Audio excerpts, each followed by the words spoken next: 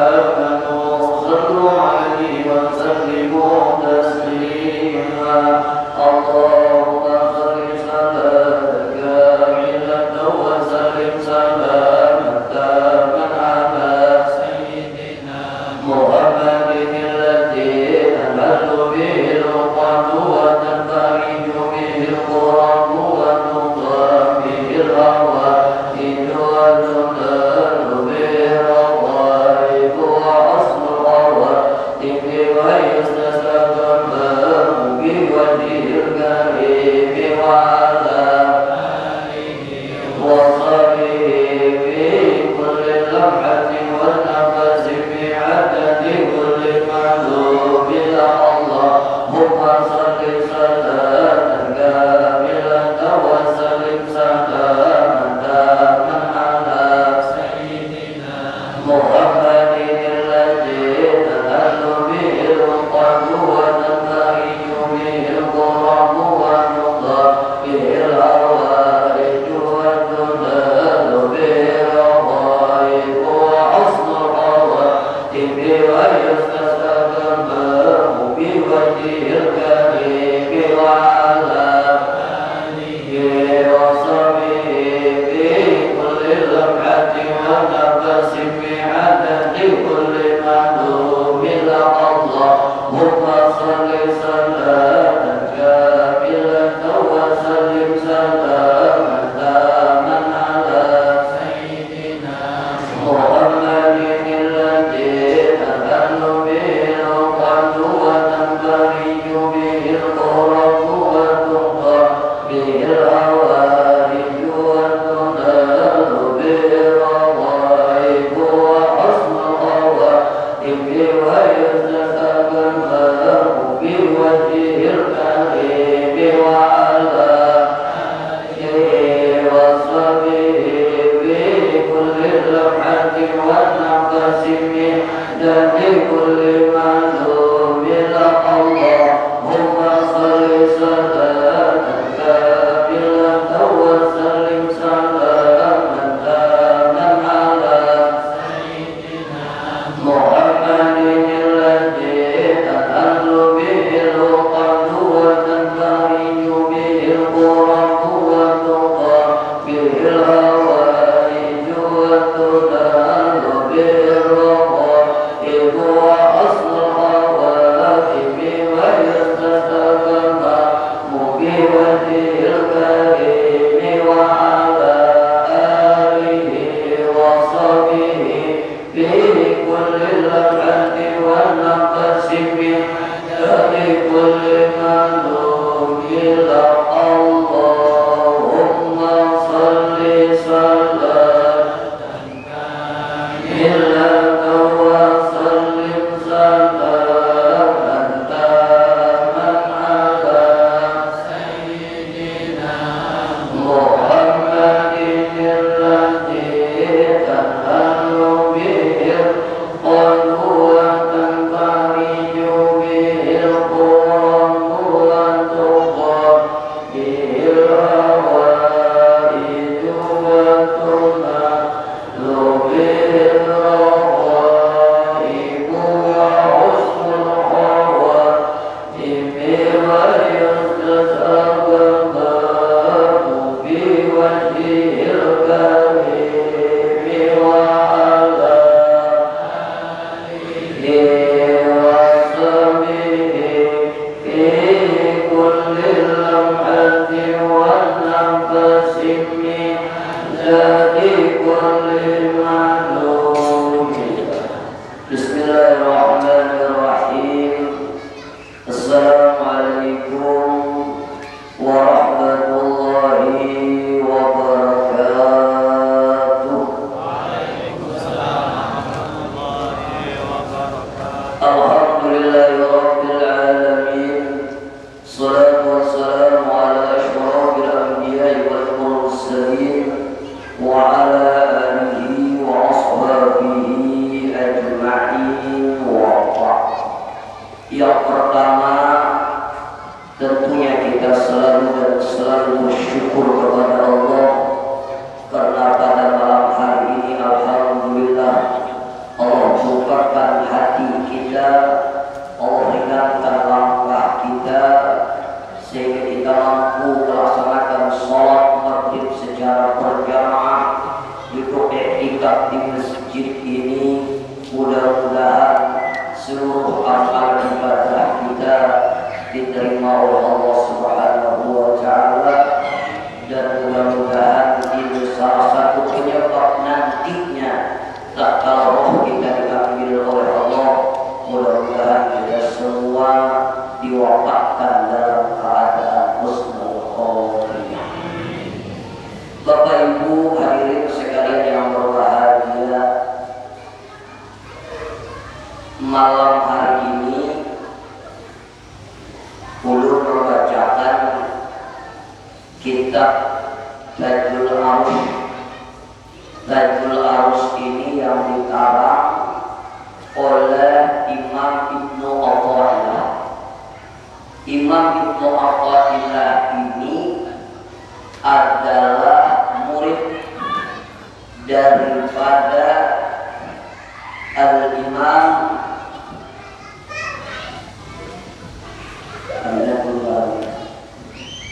jadi Abu Hasan As-Sajili, pengarang hijab Arab itu memiliki murid yang namanya Imam Mursi. Lalu Imam Mursi ini memiliki dua orang murid yang terkenal. Yang pertama adalah Imam Ibnu Athaillah dengan kitabnya Hikam yang dibaca oleh guru gaib biasanya. Dan yang kedua murid beliau yang terkenal adalah Imam Busiri, yaitu pengarang kitab Burda. Di antara karangan Imam Ibnu Athaillah adalah kitab Tajul Arus yang ulun baca malam hari ini. Untuk selanjutnya insya Allah mungkin kena kitabnya kitab Melayu aja, kena ulun bahagia beberapa kitab, tapi yang bisa membaca yang mengikut warna halaman yang ada kamu juga. Jadi insya Allah kena ada lagi beberapa kitab, cuma masih kita pakai yang kira-kira untuk dibaca. Cuma untuk malam hari ini kita membaca kitab Tajul Arus. Bapak Ibu hadirin sekalian yang berbahagia, mohon maaf sebelum mulai, ini suaranya jelas tak? Bismillahirrahmanirrahim. Qala musannif rahimahullahu ta'ala wa nafa'ana bi ulumihi min daraini amin. Idza saqulat alayka ta'atu wal ibadatu wa lam tajid laha halawatu bi qalbik wa tahibu alayka al ma'siyah wa tajidu alaha halawah. Dikatakan oleh Imam Ibnu Athaillah, apabila ada rasa berat di hati kita ini untuk taat dan beribadah kepada Allah. Jadi kita ini berat dalam beribadah kepada Allah. Tahu sembahyang itu baik, tapi berat dalam beribadah kepada Allah. Kadang-kadang mendengar orang aja minang alih pada hendak berwudu, minang alih pada hendak qiyamul lail, minang alih pada hendak membaca Al-Quran. Rasa berat di hati ini untuk beribadah dan taat kepada Allah. Lalu yang kedua, walam tajid laha halawatu bi qalbik. Seandainya pun engkau beribadah, kata Imam Ibnu Athaillah, maka engkau tidak merasakan kelezatan di dalam ibadah engkau. Pertama, beribadah minamali, sembahyang minamali, serenuhan sembahyangnya kadang merasakan kelezatan di dalam ibadah. Kadang-kadang ada unsur keterpaksaan, kadang-kadang terdesak-desak, kadang merasa nyaman beribadah kepada Allah. Lalu yang ketiga, wa tahibba alaikal maksiyah. Lalu bermaksiat itu orang ringan aja. Jadi membuat maksiat itu tidak nyaman. Meninggalkan sholat tidak nyaman, bakaran nyambut tidak nyaman, menguya orang lain tidak nyaman, makan riba tidak nyaman. Lalu selanjutnya wa tajidullaha halawah, setelah berbuat kemaksiatan merasakan kelezatan di dalam maksiat itu. Jadi ini ada 4 poin. Pertama, apabila di hati kita dirasa berat untuk beribadah kepada Allah.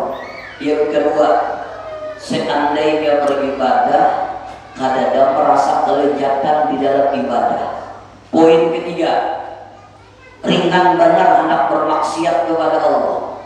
Bila ia memaksiat merasa lezat dalam maksiat.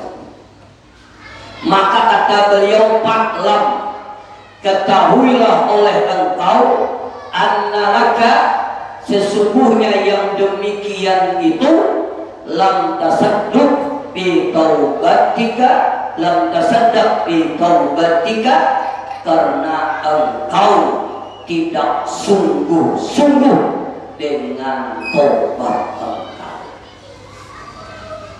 Jadi bila kita ini beribadah bila malih salanguhan beribadah rasa ada nyaman, bak maksiat minda nyaman benar, bila menggawi maksiat mohon maaf merasakan kelezatan dalam maksiat itu. Maka kata Imam Ibnu Athaillah, itu disebabkan karena engkau tidak benar-benar bertobat kepada Allah Subhanahu wa Ta'ala. Bila orang itu bujur-bujur bertobat kepada Allah, pasti ringan taatnya kepada Allah. Kenapa? Bila orang itu masih bermaksiat kepada Allah, maka Allah beratkan anggota tubuhnya untuk taat kepada Allah. Tapi apabila orang itu bujur-bujur tobat kepada Allah, apa tobat kepada Allah? Syaratnya ada 3. Pertama, al-iqlalu anil dzanbi fil hadir. Syarat tobat kepada Allah itu yang pertama, berhenti melakukan dosa saat ini juga, dosa apapun, sekecil apapun. Yang kedua apa? Wa nadmu ala ma badara fil madi, menyesali yang pernah dilakukan masa lalu. Yang ketiga apa? Wal azmu ala yahuda ilaih, bercita-cita tidak mengulangi sekecil apapun dosa itu. Apabila ia berhenti melakukan dosa, menyesali melakukan dosa yang pernah lalu berniat tidak mengulangi dosa sekecil apapun dosa itu, insya Allah dia akan mendapatkan keringanan di dalam taat kepada Allah, dan insya Allah mendapatkan kelezatan dalam ibadah kepada Allah. Ini kita tidak usah menilai orang lain. Ini bisa karena lawan diri kita. Kenapa aku sembahyang minangalih benar? Kenapa aku ini berat benar melangkah ke masjid? Padahal aku bangun tengah malam. Kenapa aku kadang-kadang mengambil wudhu untuk sujud di hadapan Allah di tengah malam? Lalu apabila aku beribadah, kenapa aku ini beribadah rasa kada nyaman, rasa kada lezat, rasa tak pada sah, rasa tidak mendapatkan kenikmatan dalam ibadah? Maka kata Imam Ibnu Athaillah, cek tobat engkau benar. Bila engkau masih memandang yang haram, masih mendengar yang haram, masih mencium yang haram, masih berkata yang haram, apalagi yang dimakan sesuatu yang diharamkan, maka kata Imam Ibnu Athaillah, mustahil engkau mendapatkan kelezatan dalam ibadah. Jadi apabila kita ini beribadah bila ada nyaman, cek kayak masing-masing. Kalau sama dokter mencek kita, mungkin aku ini banyak berkata yang haram, mungkin telingaku banyak memandang yang haram, telingaku banyak mendengar yang haram, mungkin mataku banyak yang memandang, atau boleh jadi selama ini aku tidak bisa memelihara apa yang masuk ke dalam perutku sehingga membuat aku malas ibadah kepada Allah Subhanahu wa Ta'ala. Sebaliknya, apabila orang itu ringan bermaksiat kepada Allah, lalu bila bermaksiat itu mendapatkan kelezatan ibadah ke dalam maksiatnya, maka kata Imam Athaillah pasti orang tersebut tobatnya tidak benar di sisi Allah Subhanahu wa taala. Bila orang bujur-bujur tobat kepada Allah, berhenti melakukan dosa sekecil apapun, menyesali gawian yang masa lalu, lalu dia berniat tidak mengulangi dosanya sekecil apapun, insya Allah dia akan mendapatkan kelezatan ibadah kepada Allah dan diringankan untuk taat kepada Allah Subhanahu wa taala. Maka dikatakan di dalam kitab Dadul Arus, apabila orang itu benar-benar tobat kepada Allah, dia akan mendapatkan keistimewaan yang 5 macam. Pertama, al-hayatut thayyibah, kehidupan yang baik. Kehidupan yang baik itu apa? Insya Allah Allah akan berikan rezeki yang halal dan yang baik kepada dia. Bila orang itu benar-benar bertobat kepada Allah dengan tobat dan nasuha, maka diberikan kehidupan yang baik. Kehidupan yang baik itu apa? Allah akan berikan rezeki yang halal dan yang baik. Karena rezeki yang halal ini apabila kita makan itu berpengaruh kepada ibadah kita. Sebaliknya apabila rezeki yang haram apabila dimakan berpengaruh kepada ibadah kita. Maka dikatakan oleh Imam Sufyan Tsauri, man akal halala ata'at jawarihuhu sya'a'am abad.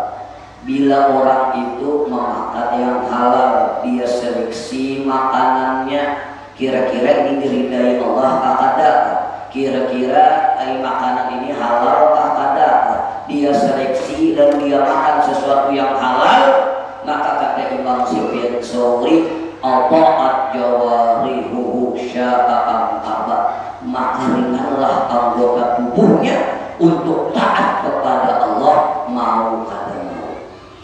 Bila orang itu memakan yang halal, maka menjadi darah daging, menjadi energi, insya Allah dia ringan untuk taat kepada Allah. Tapi sebaliknya, wa man akala haram, barang siapa memakan yang haram, asab jawarihuhu sya'a'am abad, maka maksiatlah anggota tubuhnya mau kada mau. Bila orang itu makan yang haram dan sesuatu yang haram menjadi orang lain kah, maka orang lain kah, lalu dia makan maka menjadi energi di darah daging, maka akan membawa kepada kemaksiatan sendiri. Yang kedua, arti kehidupan yang baik itu kalau orang benar-benar tobat kepada Allah, Allah berikan al-qanaah. Apa itu qanaah? Rasa cukup terhadap nikmat yang diberikan oleh Allah. Dan pada hakikatnya orang yang sugih itu ya karena akhir. Walaupun rumahnya sederhana, penghasilannya sederhana, kehidupannya sederhana, tapi dia merasa ridho dan merasa cukup atas pemberian Allah, maka pada hakikatnya itu adalah orang yang sugih. Tapi sebaliknya, walaupun rumah ganal, duit banyak, mohon maaf, harta berlimpah ruah, toko di mana-mana, tapi kalau terus merasa kurang, bahkan menghalalkan segala macam cara, yang penting dapat duit, yang penting usaha maju, kadang-kadang beribadah tanpa dasar, mohon maaf, sembahyang kadang-kadang duit yang sempat, sibuk mencari, padahal rumahnya ganal, duitnya banyak, hartanya berlimpah ruah, maka pada hakikatnya itu adalah orang yang miskin dalam hidup. Kita biar hidup sederhana, rumah kalau sudah terlalu ganal, kayak miskin gitu. Bahagia ya Allah. Ulut mohon maaf, ulut berkesah sedikit, boleh nggak? Ulut besi kawan dan beliau sudah meninggal dan meninggalnya sampai sekarang ada bangun lagi. Jadi ulun berisi kawan mulai di Pamangkih, kadang tak ada hulu sidin sekolah di Pamangkih, hanya dulu di Pamangkih, lalu mohon maaf mengabdi di mungkin ulun nanti dipamaki 6 tahun hampir 7 tahun. Beliau itu mungkin puluhan tahun. Jadi ulun ini mengelangi ke rumahnya. Ya apa rumah seorang, rumah pinjaman. Rumahnya nih, papannya nih, apa kita menyebut orang kampung tuh, susut sirih. Nah, baju kaosnya nih, baju kaos ini karena baju putih, lubang-lubang di kaosnya. Mohon maaf, ini selawar colok katanya. Ini kita gulung, ini kita hilang buat. Sepeda motor gulung benar. Selama belum kawan sampai beliau meninggal dunia, kada pernah belum mendengar itu mengeluh masalah urusan dunia. Kalau melihat kawan sukses kan juga. Cuma belum lihat Sidin itu kenapa hidup dengan apa yang Allah berikan kepada dirinya. Jadi di lagu mobil lawan dulu kadang-kadang merah kepala keraya. Amalan ini di kantong lagi. Bila sampai waktu membaca dalail, bila sampai waktu membaca hijib. Dan kadang pernah mengeluh kalau ini tidak gelisah ada. Ternyata apa? Ujar Sidin, aku di sini, alhamdulillah walaupun rezeki pas-pasan kayak ini, tapi aku mau beribadah kepada Allah. Ujar Sidin belum tentu aku sugih ibarat, belum tentu aku membaca dalail. Belum tentu aku sembahyang Tuhan setiap saat. Boleh jadi kemiskinan inilah yang terbaik bagi diriku. Mudah-mudahan dengan miskinnya itu aku istiqamah ibadah.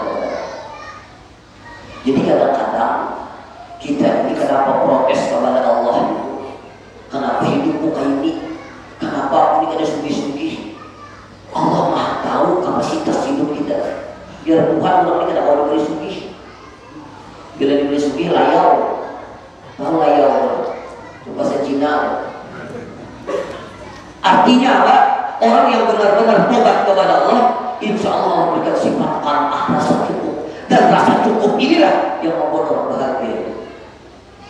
Biar dia rumah datang merasa ulang, mencari kalau mengingat sembahyang berjamaah ada sempat, seluruhan sembahyang catat benar, membaca subhanallah yang ada salah, kesibukan itu namanya orang yang miskin. Yang ketiga, Isya Sundul. Yang ketiga, ini pemulaan tidak boleh lawas. Yang kemarin itu masjidnya rusak di lawas. Yang ketiga, orang yang benar tobatnya kepada Allah atau bikulit taat, Allah berikan taufik untuk taat kepada Allah. Ini nikmat luar biasa. Taufik itu, tahu biar taufik Pak. Lain taufik ulang sabar lain. Ini ada namanya hidayah, ada namanya taufik. Kalau hidayah ini artinya terbukanya hati ingin melakukan kebaikan, itu namanya hidayah. Contoh tadi, pengumuman hari ini ada pengajian di masjid ini, lalu dia mendengar pengumuman, rasanya aku hendak ke masjid, itu namanya hidayah yang Allah berikan, niat. Lalu dia mengambil baju, baudu, lalu dia pulang ke sini, itu namanya taufik yang Allah berikan kepada seorang hamba. Dan kada semua orang dapat hidayah, dan kada semua orang dapat taufik. Ada orang mendengar pengumuman pengajian, mendengar ajan, kadang-kadang jangankan hendak sembahyang malah saling. Apa nyawa benar? Nak ajan pulang. Seorang ada bisa bilang akhir pulang sampai waktunya kan? Nah kalau taufik ini Allah berikan kita al-qudratul khaliq ala abdihi lida'ati. Allah berikan kekuasaan, Allah berikan kudrat dan iradat untuk taat kepada Allah Subhanahu wa ta'ala. Akhirnya orang yang tobat dengan tobatan nasuha itu insya Allah ringankan hatinya untuk dekat dengan Allah Subhanahu wa ta'ala. Nyaman hendak beribadah Allah Ta'ala, nyaman hendak dekat dengan Allah Ta'ala. Dan apabila dia merasa lalai kepada Allah, ada kegelisahan dalam hati. Dan yang keempat, orang yang benar-benar tobat kepada Allah, yang keempat insya Allah dia akan mendapatkan halawatal ibadah, manisnya ibadah. Aku sudah dapat manisnya ibadah ini, itu yang membuat kita berlama-lama salat, berlama-lama baca Al-Quran, berlama-lama duduk di masjid. Kenapa? Karena merasakan kelezatan dalam ibadah. Ulun tadi umroh, lalu ulun berjalan-jalan di Madinah. Di Madinah itu ada tempat-tempat bersejarah yang kadang-kadang travel umrah itu pada ke situ karena kebanyakan yang dikunjungi. Jadi ulun ada mengunjungi salah satu tempat, itu ada rumah Fatimah. Ya, tahu Fatimah lah. Fatimah itu siapa? Nggak gulingan nih. Fatimah itu siapa? Anak Rasulullah. Nah, jadi Fatimah Rasulullah ini berisi anak Fatimah. Fatimah ini kawin dengan Sayyidina Ali. Sayyidina Ali ini berisi anak Hasan dan Husain. Lalu Husain ini berisi anak lagi ngarannya Fatimah. Jadi Fatimah ini menuruti ngaran nininya. Lahir Fatimah anak Rasulullah, istrinya Sayyidina. Jadi ulun melihat di Madinah itu ada rumah Siti Fatimah. Yang kedua ulun ceritakan ada ulun berkunjung ada seorang rumah tabiin namanya Urwah. Urwah itu tapi sudah hancur, itu rumahnya gadang, istananya gadang. Nah, Urwah ini menurut riwayat beliau itu setiap malam ada pernah meninggalkan qiyamul lail. Setiap malam selalu qiyamul lail beribadah kepada Allah. Setiap kali beliau beribadah itu seperempat Al-Quran yang beliau baca. Seperempat Al-Quran itu berapa tuh? Nggak bisa dihitung sampai 30 dibagi 4 berapa? 7,5 juz setiap malam. Suatu saat beliau itu pernah kada bangun tengah malam, tidak bisa qiyamul lail, tatkala kakinya ini diamputasi ini ditatak. Kenapa? Karena beliau ada penyakit kulit, kanker kulit dalam sejarah ini. Dan waktu hendak ditatak itu, ujar dokter Urwah dibius dan disikamnya. Saya kira kadang merasa sakit. Jadi dia Urwah, aku orang mau dibius. Kenapa? Bila aku dibius, lalu aku kada sadar, pas ditatak berarti aku mati. Aku mati dalam keadaan lupa kepada Allah. Benar? Ujar Sidin, tatak kajian batisku waktu aku sujud, waktu sembahyang. Akhirnya waktu sujud dipotong orang kakinya dan selesai salat. Sidin tidak begitu merasa sakit. Kenapa? Begitu lezatnya ibadahnya. Namun kita ada kawal ini tugasnya. Kita nyamuk lewat bikin mengaku. Kadang-kadang tadinya udah sembahyang. Jadi kadang-kadang sembahyang akui, kadang diakui jalan khusyuk. Ada yang bakaramat kadang-kadang saking khusyuk itu lah sujud membaca Al-Fatihah layau benar. Ini kalau jadi orang yang benar tobat kepada Allah, insya Allah dia akan merasakan kelezatan ibadah. Begitu juga Rabi'atul Adawiyah.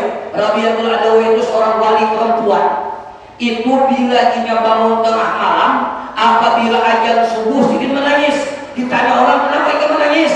Ujar Sidin, kalau sudah ajar subuh, aku tidak bisa lagi beradu kasih kepada Allah di tengah malam. Kenapa? Karena tengah malam ini adalah waktu yang sangat istimewa untuk mendekatkan diri kepada Allah Subhanahu wa Ta'ala. Kenapa? Begitu lezatnya ibadah kepada Allah Subhanahu wa Ta'ala. Dan yang kelima, orang yang benar-benar tobat kepada Allah. Yang kelima, insya Allah ini yang penting. Yang kelima, insya Allah dia akan mendapatkan ma'rifatullah. Dia akan mendapatkan ma'rifah kepada Allah. Apa itu ma'rifah kepada Allah? Kenal kepada Allah. Kalau orang kenal kepada Allah, insya Allah dia akan mendapatkan 2 surga. Surga yang pertama, hatinya selalu tenang di dunia. Dan surga yang kedua, insya Allah dia akan dimasukkan surga yang hakiki, yaitu surganya Allah Subhanahu wa Ta'ala. Ulun contohkan ini sekiranya kalian paham ma'rifah itu. Jadi umumnya kaulang terhadap Anda. yang kaya ujar ulun kita berbunting. Habis kita berbunting, biasanya yang merapiakan bulu anak kita nih, itu biasanya pakai apa merapiakannya tuh? Pakai selet. Ada pakai kapak, ada kan? Seletnya tajam apa ada? Lalu anehnya kita ini juga digunting orang, digunting tukang gunting, bersandar kita, di dalamnya seletnya hanyar pulang, pokok pakasnya, dilaluakannya silina. Anehnya yang bergunting ini, kadang menunjul, kadang salib, malah keburing, mengaruh pulang. Padahal yang dilaluakannya apa? Silet. Seandainya tukang gunting ini nakal, tok biar sini, innalillah kita. Pertanyaannya, kenapa yang bergunting ini dilaluakan seletnya tenang, kadang menunjul, kadang menyuruh ampin, bahkan menikmati? Pertanyaannya kenapa? Bulingan. Kenapa? Kenapa? Salah ada bapak ada berdiri. Kenapa? Bukan. Karena dia yakin tukang gunting tidak menyakiti diri. Bujur tidak? Begitu juga dengan Allah. Allah ada mungkin zalim lawan hambanya. Kenapa? Karena Allah itu pasti menginginkan kebaikan kepada hamba. Jadi ingin diberi miskin, ingin ridho. Kenapa? Karena dia yakin pasti yang terbaik bagi diri. Diberikan sugih, dia ridho. Kenapa? Karena dia yakin pasti yang terbaik diberikan kepadanya. Diberikan garing, dia yakin pasti garing yang terbaik yang diberikan Allah kepada dirinya. Kenapa? Karena Allah tidak pernah zalim kepada hambanya. Maka dia selalu tenang hatinya, karena bersuka jahat kepada Allah. Kenapa? Karena dia kenal dengan Allah. Kita ini kadang-kadang tidak kenal, makanya protes terus. Kenapa aku kayak inilah? Kenapa rezekiku pas-pasan? Kenapa garingku ada berlebihan? Itu marahnya protes lawan Allah. Kenapa? Karena Allah tidak pernah zalim kepada hambanya, dan apapun yang Allah berikan pasti terbaik bagi hambanya. Bagi orang yang marifah kepada Allah, dia kenal kepada Allah. Apapun yang diberikan oleh Allah, dia akan ridho, dan dia akan bersyukur, dan dia akan sabar. Kenapa? Karena dia yakin apapun yang diberikan oleh Allah pasti terbaik. Lalu selanjutnya, ciri-ciri tobat yang diterima oleh Allah itu ada 5 macam. Insya Allah kita sambung bulan yang akan datang. Kalau ada pertanyaan belum jawab, kalau ada alhamdulillah. Boleh tanya jawab, boleh. Ada kali tak mengenal pada berkakulnya antara dua, bisa paham benar atau ada paham sama sekali. Ada lain orang. Kalau sudah bahasa Indonesia, boleh di bahasa Arab.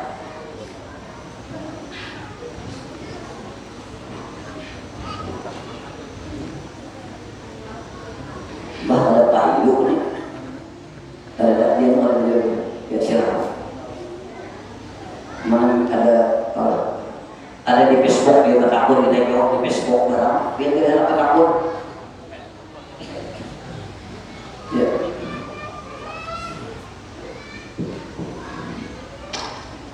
Langsung. Pertanyaannya,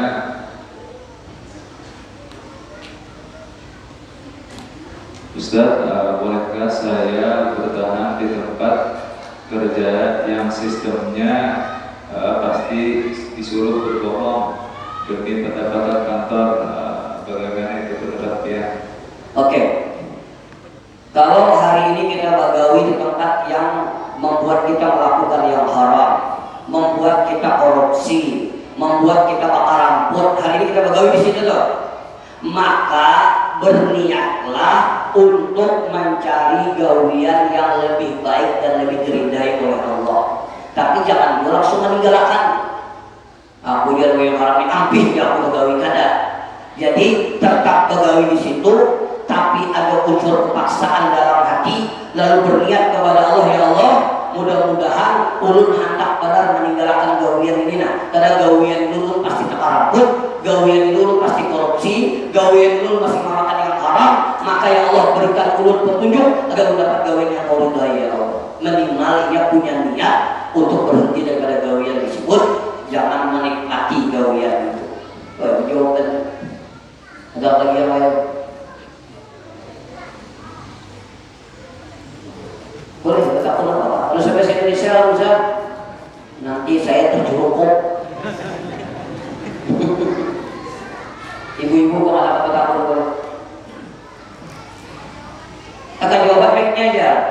Akan jawaban mic-nya. Ada mic cabut dulu, mic ibu-ibu jangan dibubulik lah. Nah ini dulu.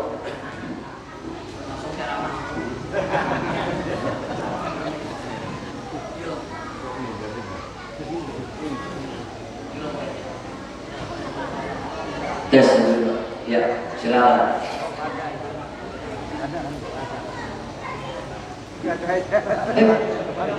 Kalau tidak takwar, di dulu ada wali. Iya, tadi kan jawaban mereka apa takut? Anak-anak tadi kita baca doa aja dah, anak-anak bagian. Nah, baru sama ulama pertanyaan kali jawabannya. Tinggal refleks aja. Masalah apa aja boleh, di luar tema boleh. Ada apa? Ada yang satunya ngomongnya tadi kita baca doa ya, iya. Insya Allah bulan yang akan datang, ulun carikan kitab yang mana yang pas, karena untuk arahkan mungkin beberapa puluh kitab.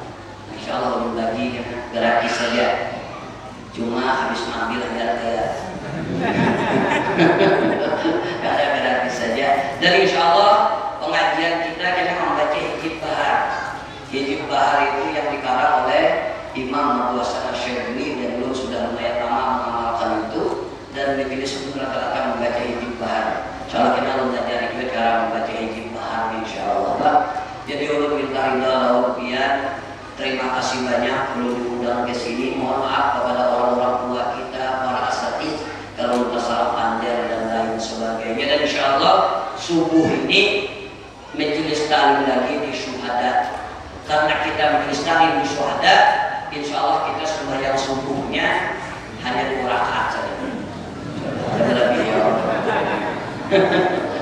Jadi ulun minta ridha dan minta maaf, mudah kita sehat semua, panjang umur, diberikan keberkahan dunia wal akhirah. Al-Fatihah. Bismillahirrahmanirrahim. Alhamdulillah rabbil alamin arrahmanir rahim maliki yaumiddin. Iyyaka na'budu wa iyyaka nasta'in ihdinas siratal mustaqim siratal ladzina an'amta 'alaihim ghairil maghdubi 'alaihim waladdallin. Amin. Bismillahirrahmanirrahim. Alhamdulillah rabbil alamin wassalatu wassalamu ala asyrafil anbiya'i wal mursalin wa ala alihi wa sahbihi ajma'in. Allahumma faqihna fi dinil Islam wa 'allimna al-hikmata wal mas'alata wa ta'wil al-Qur'an wanshur minna min ibadika as-salihin wanshur minna min ibadika as-salihin wanshur minna min ibadika as-salihin. Sallallahu ala sayyidina Muhammadin wa ala alihi wa